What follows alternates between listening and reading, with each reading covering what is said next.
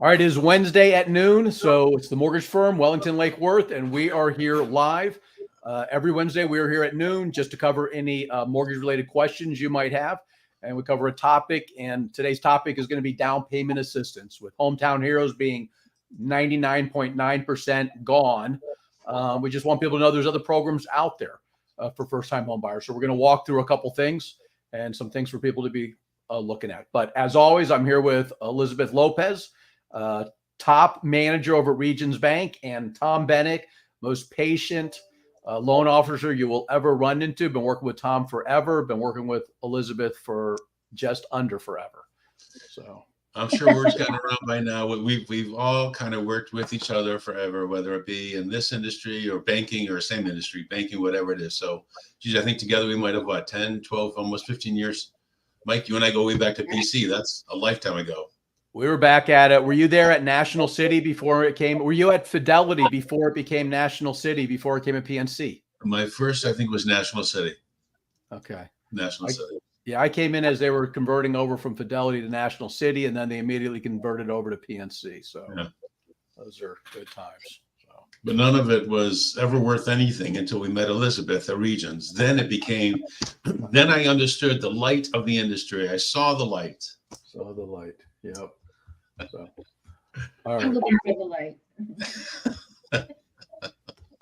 Well, today we're going to look at, well, first of all, any questions you guys want to throw out? I mean, I hate to jump right into rates and stuff unless we've got something good to show. Well, it was good about an hour ago, so I hesitate to even look at it now because I'm just going to be potentially disappointed. What I'm going to jump into a question that we got all of a sudden real quick from John. What's the new program that everybody's seeing advertised? The new down payment assistant loan program. We're getting texts and information and asks from realtors as well. We're waiting for the details to come out. There's going to be, I'm sure, whether they be income limits or whatever limits there are. As soon as we get them, we'll let everybody know. But I think, Mike, go ahead. You might have found out something this morning. We called them. I called them. I got a message into them. I got a couple messages, 50 applicants. So there's going to be 50 people. We need to find out what it is. It says $100,000. So, I told one of my customers, I don't know for sure, but I can pretty much get it's not going to be for people who are making $100,000 a year. Mm-hmm. And I doubt if it's going to be $100,000 forgivable. There's going to be something to it. So let's find out. And I'm not even sure what lenders it's open to, or if it's going to be more. They may already have it set up, with a certain lending. I know sometimes with these programs, it's set up right through a specific investor, and you have to go directly with that investor. So we'll see what else we can find out about that. I was hoping to have some more answers this morning, but I know they're buried. So nobody's gotten back to me. Yeah. So I did read a little bit about it. I know yesterday it was on the news as well. We all not much the news covered that I really agree with, but I know one of the things that they covered was that there's a specific orientation that you have to go through before you apply for the actual program. And then there's a link that they provide, but there is a whole orientation you got to do. First 50 applicants are going to be the ones that are going to be doing it. I know that they also spoke about income limits and household limits. It's kind of funny. We'll get more into it, but just so far with what I've read, I'm like, so nobody can qualify. So we'll get more information, but yeah, there's a lot of gray areas there. And just a quick to show you why this is a bipolar business, why people in this industry aren't always there, is this is it. This is the 10-year yield, which we track, which shows our rates a little bit. So, you end up with this little point right here, and you're just thinking, oh, this is horrible. And then next thing you're looking at, you're like, all right, we got a good run going. Maybe we're going to be looking at some good rates. Maybe we'll start trending down. We got a couple things coming out. Hopefully we're going to hear some good news. And then, of course, we lose it immediately, and now we start leveling out a little bit. But, you're just trying to figure out, what's the, what are we looking at as far as the trend goes, because you've got to be locking, and it's always best to just kind of lock when you can. But, how do you find yourself locking in these points versus, these points? And is this point here, what was this point here? So are we looking at it dropping back a little bit and picking up a little bit better rate for our customers? or are we potentially looking at it going in the wrong direction? So you don't know. And again, when we get loans in, we do like to come in and lock them. And when we get a little bit of a downturn, we like to go ahead and lock it with just a little bit of a downturn. So we don't like to float them out too long. But right now, with where things are, it's a tough one. It's a tough one because there's a lot of indicators coming out. We all know over time, over the next 2 years, we should be trending down, but you just don't know in the short run what you could be looking at. A lot of the indicators that we were projecting would come out to help us have not necessarily helped us. So Yeah, keep in mind when we get contracts, we're looking at closing in 30 to 45 days. So I mean, it's you can see by the up and down and the whatever whipsaw of it, it's hard to predict. So the best thing to kind of do, especially I think in this market, is just to lock the rates the moment you get under contract. yeah, and it's not a bad idea. I mean, you look historically over time. I mean, we're looking at the 4.2 is the 10-year, which is equating to interest rates in the sevens for the most part. They were up at 15.8. Now, I don't think they were looking at probably the 3-point spread, but you're talking about 17, 18% interest rates at a time. So it's kind of crazy. So, we are up historically over, closer to where we were around 2007 through 2010, but it'd be nice if we just come back a little bit. So, but, I tell people too is, I have 2 kids that have bought in the last 6 months, and, you can only put your life on hold for so long, and that's what their thought was. Yeah, certainly don't let just the rate be your deciding factor. A few things have kind of come together to make it all work. So again, you just had a couple sibling or kids close, and the market is what it is today. So Yeah. All right, let's take a look at. We're going to take a look at one of our resources for down payment assistance. Okay, so we can go to down payment assistance and we can go ahead and just plug in an address and see what's available. Now, I am going to go ahead and I was going to use I was just going to use my address, but I do kind of like there's I do like some of the Jacksonville stuff though too. you're looking for a property to plug in the. I'm looking for a specific one there though. That's So what we have.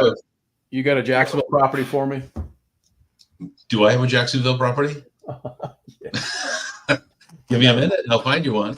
Let's just do. We'll just do the 9446. Okay, so we'll do 9446, Eau Claire Ranch Road. So what we're doing is we have a new operating system that lets us put in an address or put in certain criteria, for, whether it's regarding the borrower or the property address. And instead of us trying to hunt down the best bond loan program, this will let us know what bond loans that the borrower qualifies for. So this is something that just kind of, got put together and got introduced for us, which is a great asset. This way we'll have access to all the bond programs that are. Okay. Now we're saying, I think area median income around 83. So I'm going to say $80,000 of income. No, I've never owned a home. How many people are in your household? Let's go ahead and just say 3. Maybe you got a spouse and a child. Can you share that? What's that? Share that screen. Oh, geez, that could be very helpful. Okay, so let's go back down here and take a peek again. So we come in here, we just throw in specific address, because you can be an address, you can be a county, but we'll throw in an address because some addresses are specific. You might not qualify for something in the county, but your address may qualify for something specifically. How many are in your household? Sometimes it depends. If you've got 2 in your household, 3 or 4, it allows you different types of stuff. $80,000, I believe area median income in Palm Beach County is greater than 80, but it's going to 80,000 is going to be greater than 80% of the AMI, which is going to take us out of some programs. Are you American Indian? We'll leave that. Do you or coworker working in these professions? Education, law enforcement, firefighter? We'll say education. Do you have a co-bar or dependent household, have a disability? We'll say no. And then next. And it'll go ahead and mail me real quick. So let's do Mike. DOILE.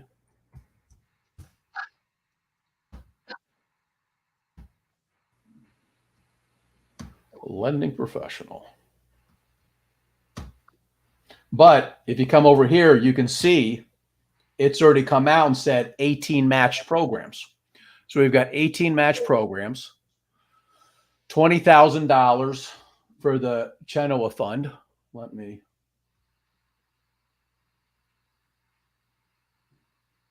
Oh, look what just popped up right now. How quick are they? It's already out of funds. It didn't even open up until October. So, all right, we'll hold on to that a little bit. That's Is this, right. It opened up in October out of funds. is it the new one though, or is it the? Can you click on learn more? Is that from the old one? Because I know they had a ship program before. Maybe, but they've got one coming up. So, anyways, we're not gonna worry too much about it. Genoa Fund. Now, you guys have done a little bit with Genoa Fund. I have opinions, plus or minus. It can be expensive. You know, sometimes it's not terrible, but we have closed a little bit on Genoa. Do you guys have anything to add on them? They were great to work with. Than me. No, they were. I've done a loan with them a couple. You know, during the couple of years. Yes, they're very accommodating. HFA, you see like Housing Finance Authority of Lee County. We have like Hillsborough County, Lee County. Doesn't mean you just have to be in Lee County or Hillsborough County. The Hillsborough County one is for multiple areas. But here you have up to $19,000 for this one, $19,000 here for the Florida Housing Finance Corporation.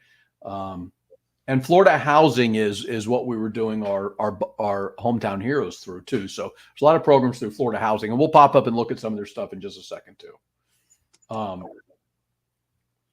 Florida Housing second, $10,000. That's a pretty solid one. You know, yeah. I think the ones in there for Palm Beach counties, if you make under $93,000, you qualify, and you can have a non-occupant co-bar that's making $1 million. We're only going to count the occupants of the house. So we have the ability to help some people out on that. And the pricing on an FHA loan is not bad on those.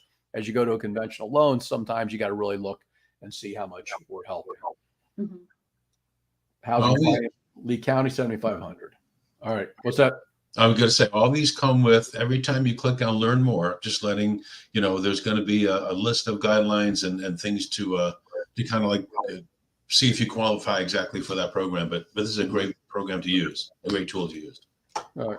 We're going to jump down to this Lee County one. So let's see what happens. Oh, this is not, it sounds good when you got $19,000. It does not have to be repaid. You do not have to be a first-time home buyer. So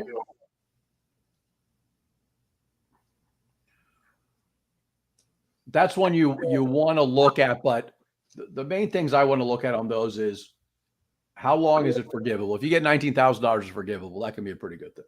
Now, if you refinance though, and you have to pay it back, if it's within 10 years, that's something you want to look at. Some of these have rates that are just a little bit higher. So we want to make sure that we're not getting you into, 8.5% interest rates when there's something at 7%, when you have to go refinance, if it's going to potentially hurt you. So again, you just want to make sure that whoever you're working with gets this stuff and they can take a look at it from a couple different angles that might be able to help you out. So let me sign in. And then some of these are by address. Did we do this one by individual or by borrower? We did this by address. So yeah, so we plugged in an address, but then we can go ahead and on these ones here, you can see the different programs out there. Like you see HFA Hillsborough County. So you can be looking and see what Hillsborough County offers. They have, their rates. Look at FHA rate, not bad, 7.125. So if you're looking at a 7.125 rate, not too bad. Down payment assistance up to $25,000, and it's in these counties for Hillsborough, Jacksonville though up to $10,000, Clay 15, Brevard $15,000. So you've got to, this is one down to a 640 credit score. I do a little bit of work up in Jacksonville, so Jacksonville definitely has a lot of stuff that's available to it, which is pretty cool. So Hillsborough County is a big one. That's what we just did. And most of these typically have a 640 minimum, guys. I think they all basically started at a 640. Housing as a whole is like 640. Yeah. Yeah, but you definitely want to look into a lot. Yeah, 640 pretty much across the board. But like Mike said, just you want to know specifics. and it's not menu items. You don't want to go in there and say, oh, I'll take the one for 19,000 or 10,000 or whatever. They all have, their pros and cons, and whatever just weighs in and feels better, for you, or fits you better than, and even eligible for it, because you might not be eligible for some and eligible for others. So. And that 640 minimum credit score is the middle credit score for all borrowers. So again, if you have 2 borrowers, you've got 6 scores. You take the middle score for each borrower, and then the lowest of those tiers got to be a 640 or better. Right. Yeah, and 7.25, that's not bad. I mean, I'd want to see, is there a point in on that? We'd have to take a look and see, is that charging a point or not? But the Hometown Heroes was no points. So the rates are never pretty good as far as no points go. And I think that probably lines up with an FHA loan charging. I mean, if you're charging, no points, you're probably pretty close on a regular FHA loan if you have good credit. The beauty on some of these programs is if you've got an 800 credit score, you get the 7.25. If you got a 640 credit score, you get the 7.25. So it really does favor. You don't get penalized if you have a little bit lower credit. And if you have a little bit lower credit, you're also going to pay a little bit lower mortgage insurance premium fee on an FHA loan than you would on a conventional. Yeah. Look at Miami also, and the MCC programs are one we have to dig into a little bit more. We'll do something on MCC. I used to like some of these MCC programs years back. I did a bunch, and you would have a tax credit. So it was a 1-for-1 tax credit. So you could get a certain amount, like if it was, if your credit was $3,000, you could end up writing off $3,000 of your taxes. So if you had a tax bill of $5,000, you would write off $3,000 of it. It was like a 1-for-1 write-off. It wasn't like if your taxable income was $70,000, now your taxable income is $67,000. So those aren't a big savings. But if you owe $5,000 in taxes and you've got a $3,000 credit, now you have $2,000 in taxes. So it works out pretty good. So some of these MCC programs, they were pretty good. Then they really took a lot of the power out of them.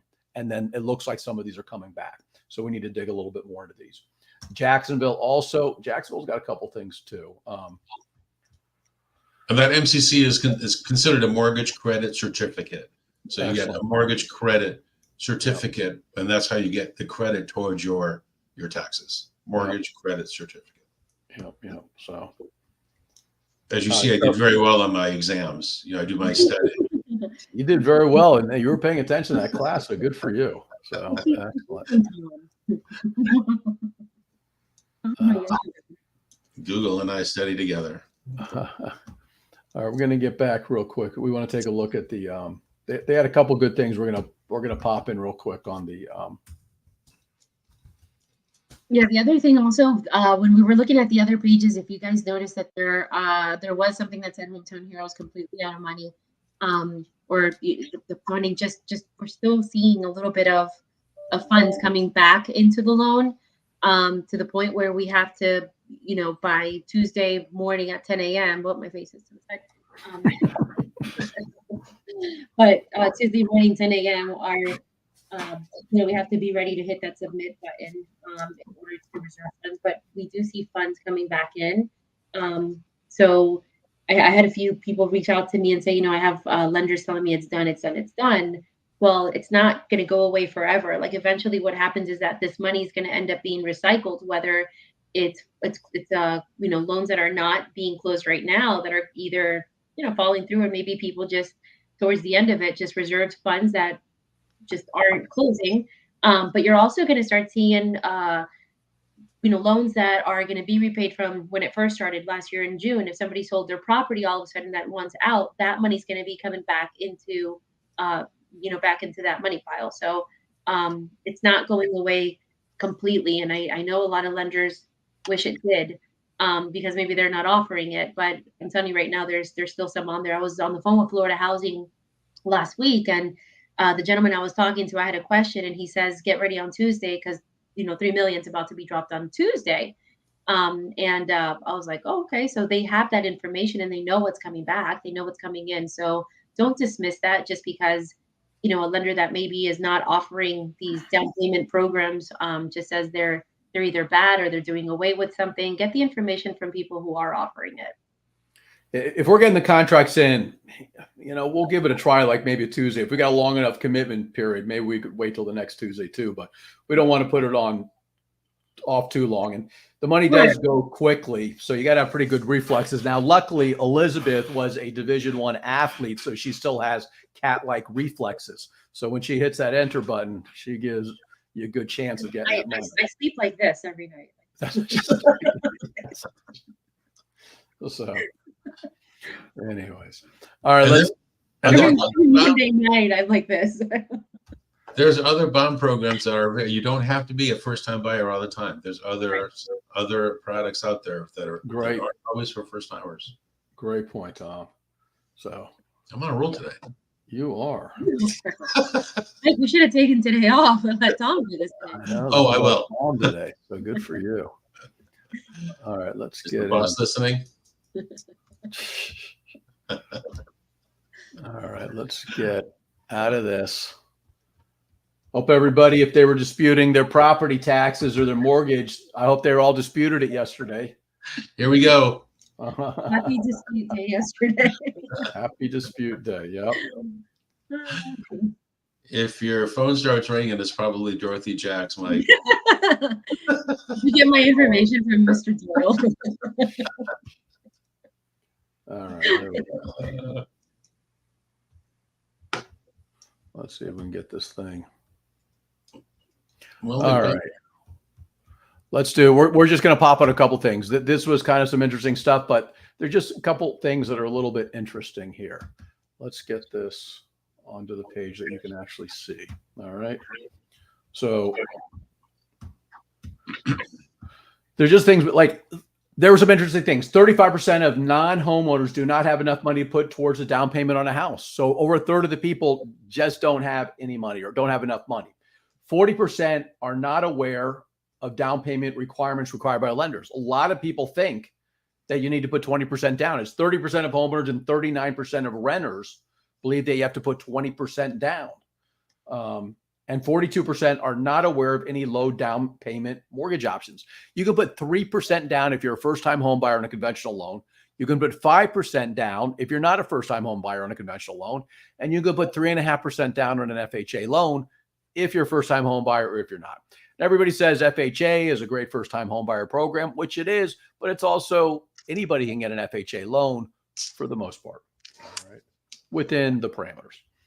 63% of millennials have no money set aside, so it's just tough for that, and that's the group that's looking at coming in and buying right now. That's a big one right there. That's a big number because, of course, we have kids and stuff. And so we know it's very challenging for them to get into a house. And again, look at the average purchase price of the homes that they're looking at, let alone the taxes and what's going on with the insurance. So everybody in this scenario here is getting kicked in the teeth. But I think millennials are really kind of taking it the hardest at this point. Yeah, yeah. Luckily, some of those millennials. Luckily, if you're in Tom's family, you got good parents that are helping you out a little bit on that down payment assistance. We're all helping out our kids as much as we can, and there are programs to do that. But yeah, I feel they can use all the help they can use. Yeah. Sources of funds: savings, not inheritance in my family, retirement or similar accounts. 31% are kind of like I tell everybody when you pass away in my family, you get a bill. There's no inheritance; you get a bill. So 31% of proceeds from the sale of a previous property, 23% from gift or loan from a family or friend. That's gift. Remember, that's a gift, not loan from a family or friend. 4% secondary financing, 10% from nonprofits or government agencies. It's kind of interesting that we're already at 10% are coming from nonprofits already or government agencies. Interesting. Yeah, gift funds seem to be pretty popular. And again, you could be a non-occupying co-borrower if you want to help, a family member get into a purchase. So there are nice programs out there for that. Yeah. There's a complicated thing that just saying, no liens are created on gifts. There's some grants where there's no liens created, but a lot of them there are liens created, like the hometown heroes. You had a lien on your property, no payment, no interest. But when you sell, refinance, you change the status of the property from a primary, it ends up having to be paid off.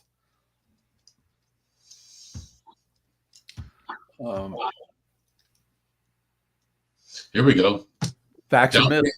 Down payment assist, a myth. This is a myth and fact sheet, and this was pretty interesting. Down payment programs are only for first-time buyers, which is a myth. The fact is not all of them have to be first-timers. 38% of programs do not have a first-time home buyer requirement. Yep. That was news to me. Yep. It's not difficult to qualify for them. Down payment programs cannot be layered. Shocking for me. Layered meaning like multiple ones. Multiple, one after another, one on top of another. A lot of times I know that I was under the impression that you only go with one and that is it, but you actually can go ahead and utilize it with other eligible searches. With that. So I thought that was maybe a myth at one point, but yeah, that's not. Yeah, there's definitely some restrictions, like if you do this, you can't do that. If you do this, you can't do that. But there are others that you can go ahead and layer. Yeah.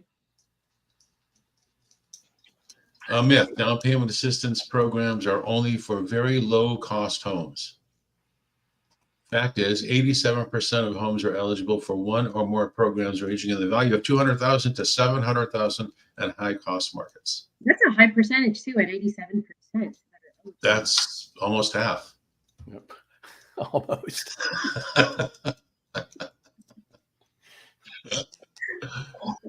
Myth: down payment assistance programs are only compatible with FHA loans. Incorrect. The fact is, many down payment assistance programs are compatible with FHA, VA, USDA, which is United States Department of Agriculture, and VA, I think was the last one, VA.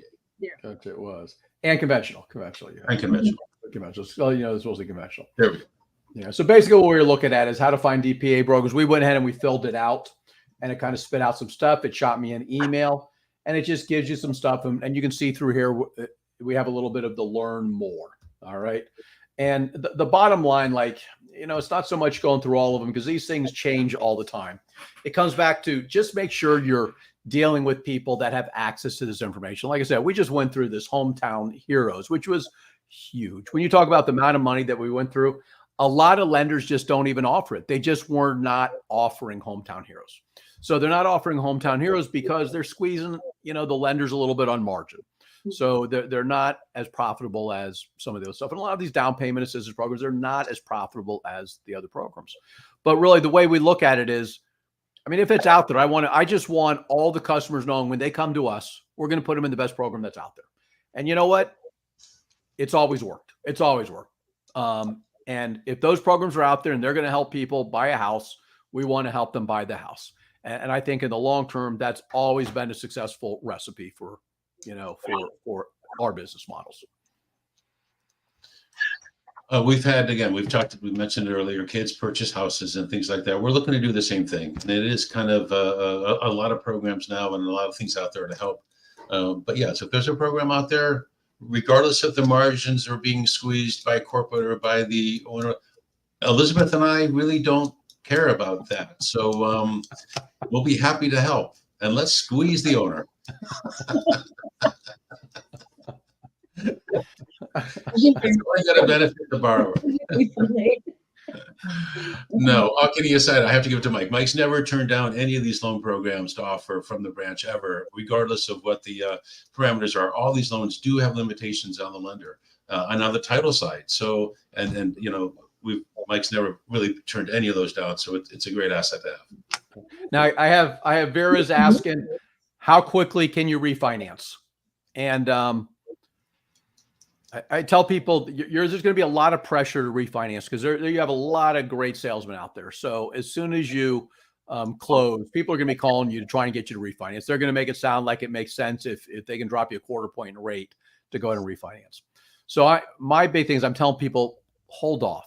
We are projecting that they'll trend down. And when you refinance, regardless of what anybody says to you, there's closing costs involved. There's closing costs involved in your refinance. And it eats into your equity. So there is a return on investment that you have to have that loan for, 2 years, 3 years, 5 years. So I want everybody to hold off, at least a year for refinancing. And it may be a year and a half. We'll have to watch the market and see, but I think we'll be able to get potentially significant drops in your interest rate before you go through that refinance.